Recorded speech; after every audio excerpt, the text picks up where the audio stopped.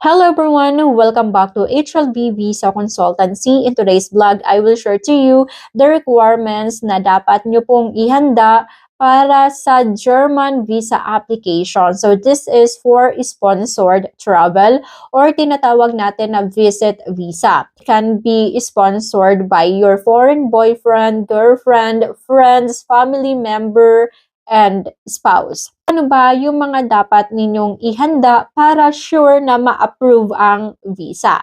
Ang dami pong nagre-request nito sa akin because you don't know, guys, ang dami kong na-assist na German visa application and most of them are approved. So the first one is to secure your VFS appointment. Dito po kayo magbubook ng appointment sa VFS Global. Watch my YouTube channel. So ito po yung aking YouTube channel. Ayan yung pangalan. Lahat po ng content ko dito is about visa application and immigration. The Schengen visa application form. Online po ito ginagawa. Ito po yung full tutorial kung paano mag-fill out ng visa application form for German visa application. Is your original passport, photocopy of your passport bio data page, old and new passport. Next one is your valid travel health insurance. Meron pong guidelines ang embassy or list of accredited company kung saan lang po kayong pwedeng bumili ng travel health insurance. Kasi hindi po lahat ng travel health insurance ay tanggap po siya for Schengen visa application. So if you don't know kung saan kayo bibili ng travel health insurance, you can email me or follow my Facebook page kasi nagbubuk po ako. Ako po mismo ay isang agent ng travel health insurance for Schengen visa. Your informal declaration explaining your willingness to return to the Philippines. Napaka-importante po na dapat meron kayong letter na ito. Dito, i-explain ninyo in details ano ba yung mga reason mo or ano meron ka sa Pilipinas. Ano yung babalikin mo sa Pilipinas. For example, you have your employment, you have properties, business, may mga dependent ka, mayroon kang asawa, or kaya naman mga minor child na anak na maiwan sa Pilipinas, you have to explain in details your bank certificate and statements of account. The bank certificate should address to the German embassy in Manila. So, bakit kailangan pa ng bank certificate and statements of account kahit sponsored naman? Ito yung lagi kong ini-explain, even though you are sponsored, hindi po kayo ini-exempt nito to show off your own financial capability. Maganda po na kahit sponsored kayo, meron kayong maipakitang bank certificate and bank statement because this is a great relief para po sa immigration ng Germany. Kasi kaya mong patunayan na kahit iwan ka sa ere ng sponsor mo kung nasa Germany ka na, hindi ka magiging pabigat sa gobyerno nila because you have your own money, you have your own financial means para bumili ka ng ticket mo pabalik ng Pilipinas. So this is the advantage. Marami nagtatanong, ay sponsored po ako, bakit kailangan ko pa ng bank certificate and statement? So well, this is not mandatory but recommended. Your flight reservation, you don't need to book real ticket for this because the embassy, they are not recommending na mag-book po kayo ng flight ticket na wala pa po kayong hawak na visa. So, flight reservation is enough and yung list of activities ninyo. So, mas maganda if you can explain well what are the activities na gagawin mo sa Germany. So I know this is common for tourist visa, but for visit visa, you can also do this. So what are the activities that you want to do or what are the places that you want to visit together with your sponsor? Because it will give the consul the real idea or visual kung ano talaga ang gagawin mo sa Germany. And the next part is your ties to the Philippines. Dapat mag-focus kayo dito because ito po ay common refusal reason na dududahan po kayo ng embassy na hindi kayo babalik ng Pilipinas. So, if I were you, ito yung mga dapat ninyong i-prepare to prove na meron kayong ties sa Pilipinas at hindi kayo mag-overstay sa Germany. Proof of employment, you have to submit your certificate of employment, leave of absence or no objection, company ID, and your income tax return.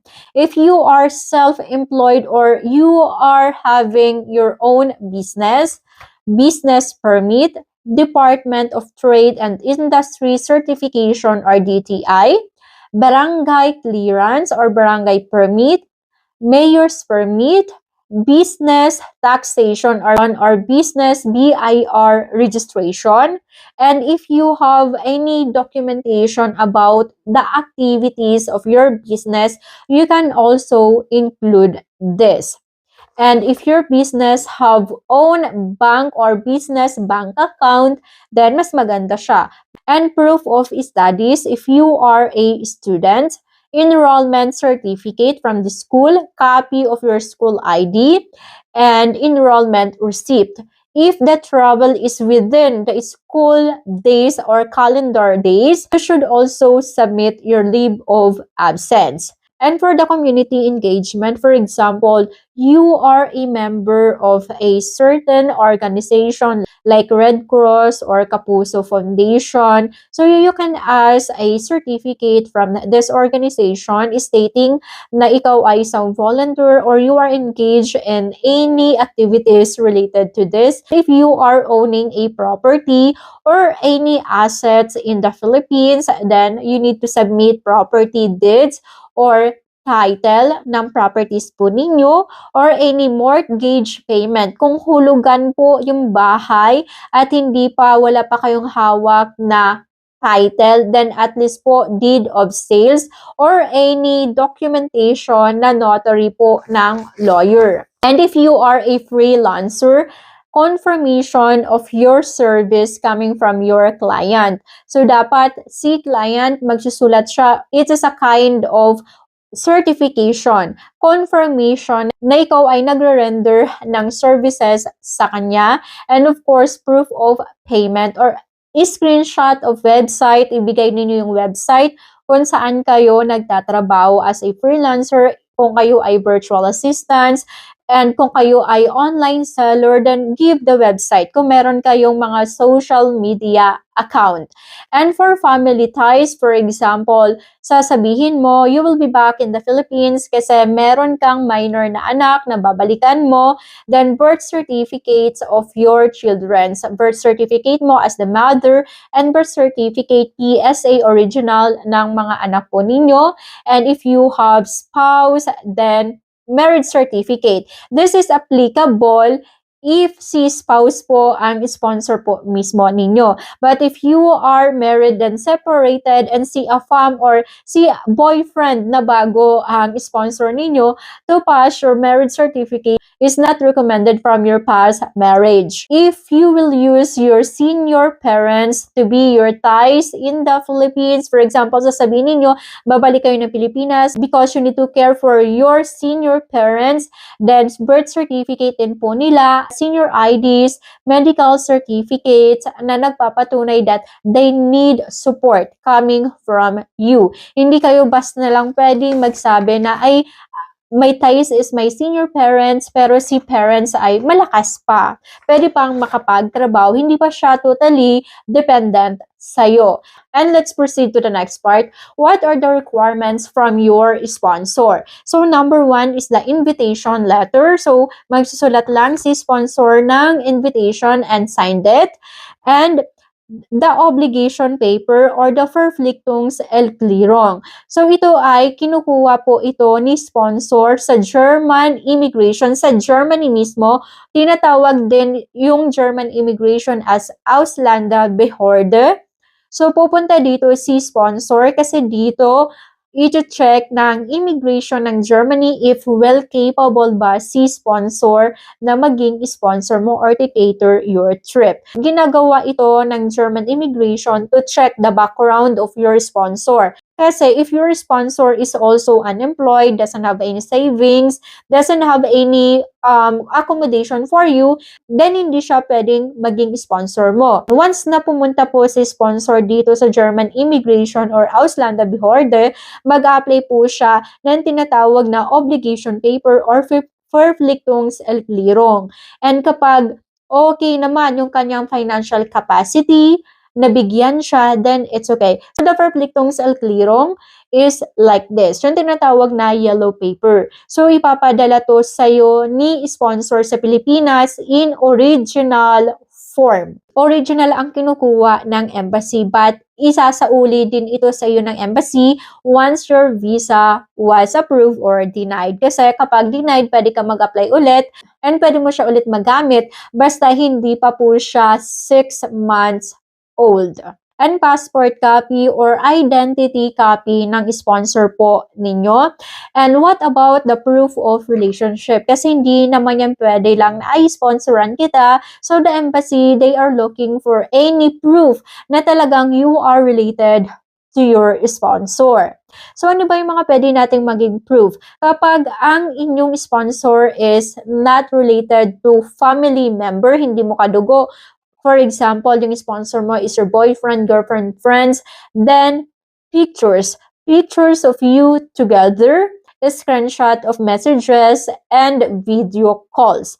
If si AFAM ang sponsor ninyo, any evidence na pumunta si AFAM sa Pilipinas, you can also pass his immigration passport stamp to prove na pumunta siya ng Pilipinas to meet you. And if your sponsor is a family member, for example, tito mo, tita mo, lola, lolo, mama, papa, birth certificate yung kailangan nyo pong ipasa. So, birth certificate ng sponsor mo, birth certificate mo. Dito i-base ng embassy yung relationship nyong dalawa. If your sponsor is your spouse, partner, marriage certificate coming from PSA. For visit visa, for PSA documents, hindi po kailangan na apostilled ito. Hindi po kailangan na legalize ito. So, kailangan lang po galing po sa PSA. Kapag nag-gather nyo na lahat ng documents, the next step is to go to VFS Global para ipasa ninyo yung mga documents po ninyo for visa application.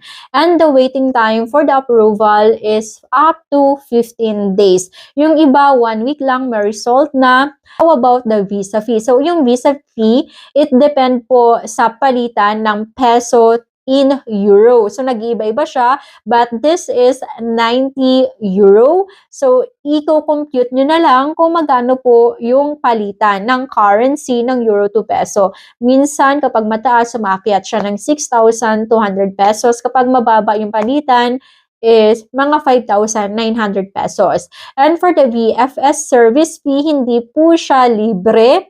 Yes, you need to pay for this online upon booking your appointment. So, mga 1,700 pesos po siya. If you want that your passport will be delivered to your address, to your home address, so this is additional 400 pesos. I hope na-share ko po sa inyo lahat. If you have other inquiries, so write your comment dito sa comment section or email me this email address or follow my Facebook page or watch my YouTube channel.